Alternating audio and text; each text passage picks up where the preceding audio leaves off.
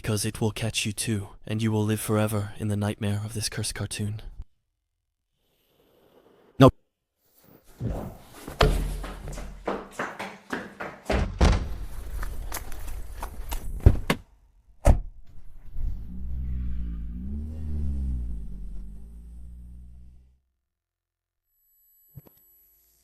It has now been 2 weeks since Mike Kellings disappeared. To remind you of the facts, he is said to have vanished following a panic attack.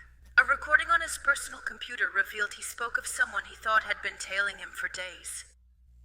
In his recording, he mentioned a cartoon character that supposedly came to life after he watched his own animated film. An investigation is still ongoing to find Michael Ings. We believe that his psychological state is particularly affected, so if you think you recognize Michael Ings, please do not approach him and call the police immediately. They've been looking for me for 2 weeks, and I was planning to make my big return this morning, but that's no longer possible now. And I'm going to explain why. I'm currently hiding, and I won't tell you where. Because I don't want to be found. I obtained a laptop from someone else's residence yesterday evening. Well, get is a bit of an exaggeration. Let's just say I borrowed it from him without him really knowing. Here, there's electricity, but there's no internet. So I don't know if this recording will ever reach you, but, well, I'm keeping my fingers crossed that it will. Because I have to warn you about a huge danger that's coming. First, I need to explain to you what happened before, because I imagine the end of my recording must have disturbed you. To make it short, I decided to run away, and it was simply out of basic survival instinct. I felt them right behind me, and I knew that if I didn't use that rope, he would have killed me.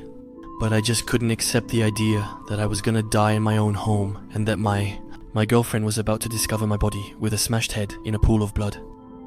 Or maybe hanging at the end of a rope. And so, my survival instinct took over, and I simply ran away. I took the car and drove for several hours, not knowing if he would find me or not. I thought about going somewhere isolated in case he caught me. If I had to die, I preferred it not be at home, as I said. But he never came, neither in the car nor afterwards. I didn't know how it was possible, but I had managed to lose him. And even better, I suddenly stopped whistling, I no longer felt his presence, and that sick smile was no longer stuck on my face. In other words, the farther I got from home, the less influence he had over me. Thanks to local news, I saw my girlfriend speak twice, on camera in front of journalists, so I know how she's doing. I was reassured and at the same time troubled when I heard her the first time. Reassured because she was okay, but troubled because she was talking about my psychological state. I suppose it's due to my last recording. I intended to erase it from the computer before doing what was necessary, but I fled from it. It was left clearly visible on my desktop. As for the farewell letter about her, I had it with me. She likely didn't believe any part of the recording. The thing that reassured me was that if she didn't believe it, it meant Whistleguy wasn't after her. So he was no longer at my place, nor on my tail. But then, where was he?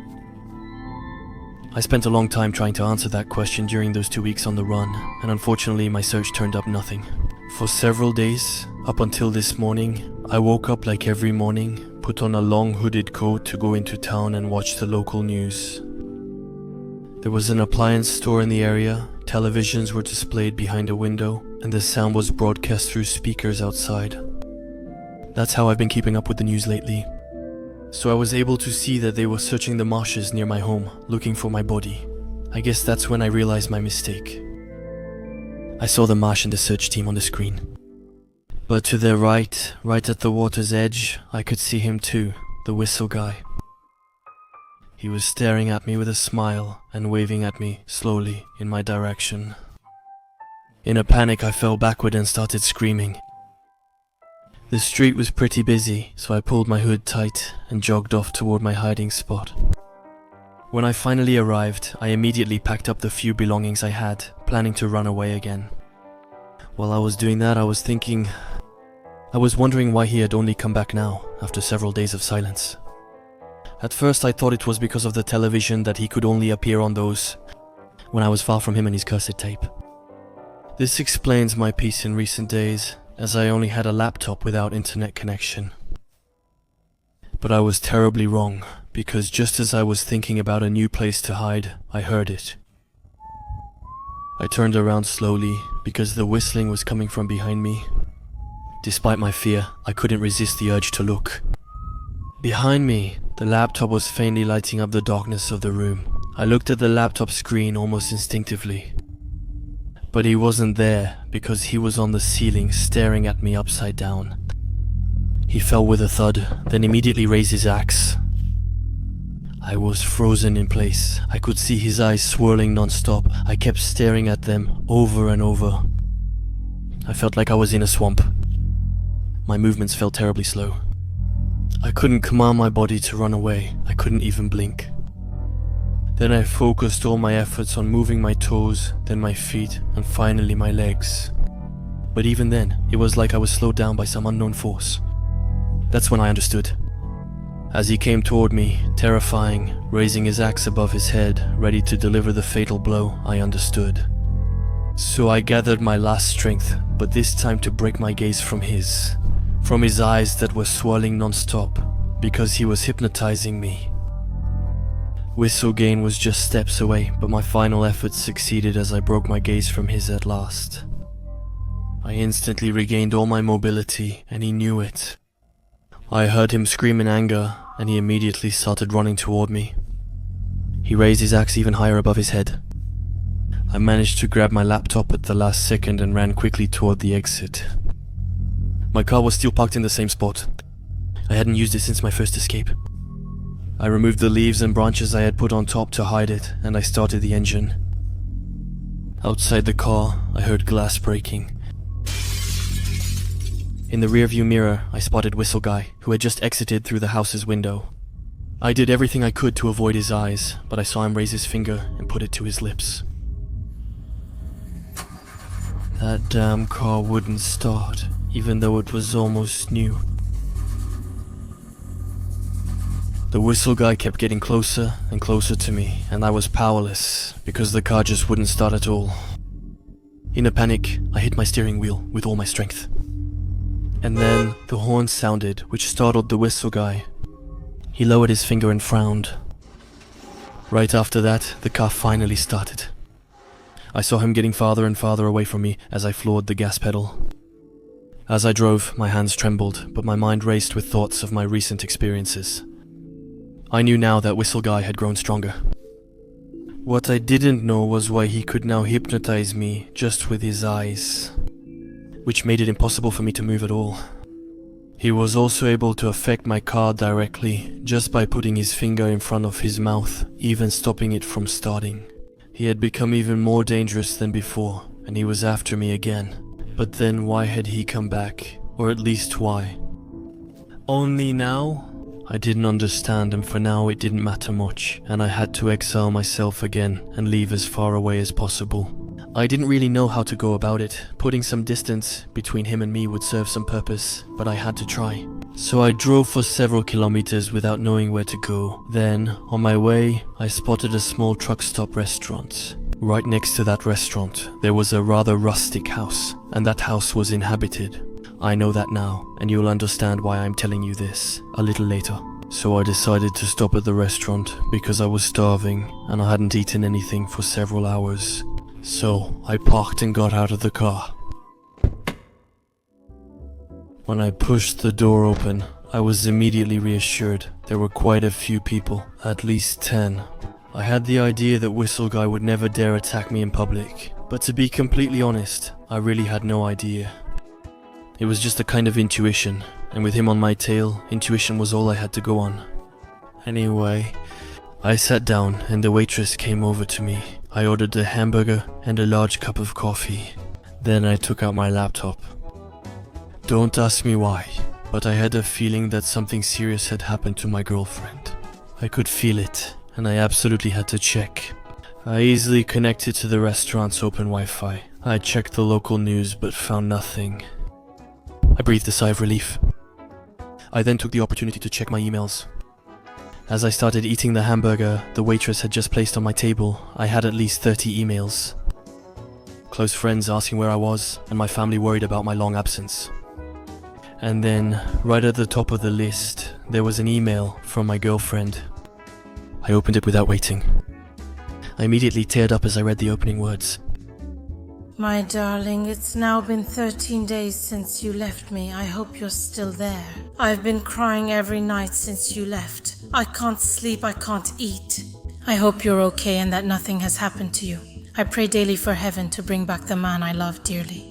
Come back to me soon, I'm begging you. I can help you, my darling. But don't abandon me. Don't leave me all alone. I love you.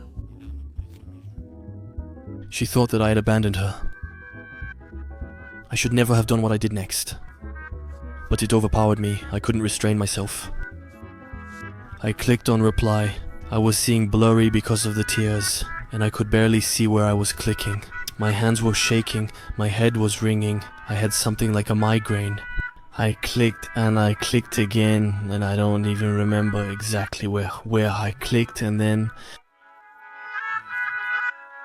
I pressed send. Everything went dark, then. Was it a power outage? It could have been, yes, but there wasn't a single sound anymore. No one was talking. There was a deathly silence in the room. It wasn't a power outage.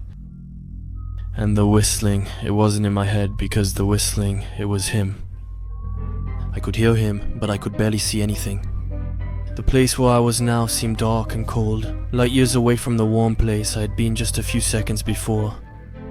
I felt dark shivers running through my whole body. Then, little by little, I saw shapes reappearing around me. I was indeed in front of my computer, but I wasn't in a restaurant, I was in a completely different place. The wood, which had previously been a concrete and wallpapered wall, now seemed rotten and mouldy with age. There was no source of light, no lamp, no waitress. There was no one else here but me. And the only source of light illuminating the darkness was my laptop. The spotlessly clean wooden floor was gone. Now on the floor was old tin linoleum, full of holes and torn in places. I didn't understand anything anymore. The restaurant I was in had suddenly turned into some kind of old abandoned barn. And I didn't even have time to get used to this new place. When I felt a bitter taste fill my throat, I put my hand over my mouth. And as I lowered my eyes, I noticed that on the plate there wasn't any hamburger. Because in front of me on the table, there was a mouse. It didn't have a head anymore. Since I was chewing it, I flipped the table in front of me and fell to my knees. I threw up the small amount of food I had consumed recently. In my head at that moment, I felt like I could hear laughter, Son's laughter. I was completely lost and confused. And for the first time in a long while, I wondered if I really was losing my mind. Then, in the distance, on the floor, I noticed the laptop that I had just knocked over with the table. A few seconds earlier, I had walked toward it, put it on my lap, and looked at what was on the screen. That's when I grasped the full meaning of what had occurred. I knew why he hadn't attacked me. It was because he was trying to use me. He waited for the perfect moment.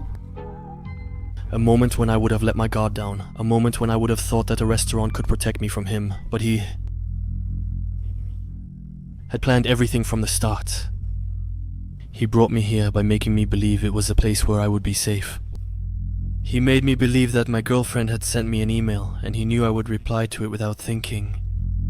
Because yes, the Whistleguy had a third power, which activated whenever he whistled. He could control the thoughts of his victims, creating illusions in their minds. And I fell right into his trap. On the laptop, I could see that I was connected to a Wi-Fi network. And it was definitely the network from the house next door, which must not have been secured. I could see my Gmail account open in one of the windows, and the only message I had received was an email from someone I didn't know. There was only one attachment inside. I was shaking all over when I realized that I hadn't replied to my girlfriend. But I had forwarded that message to at least 100 other people in my contacts. Before I tell you what was in the email, I want to apologize to all of you for what I did. I hope you understand I had no control. I got trapped.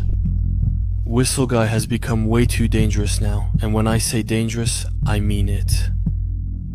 Because now he doesn't need a videotape anymore. In the messages sent, I had just forwarded the Whistleguy file to all my contacts.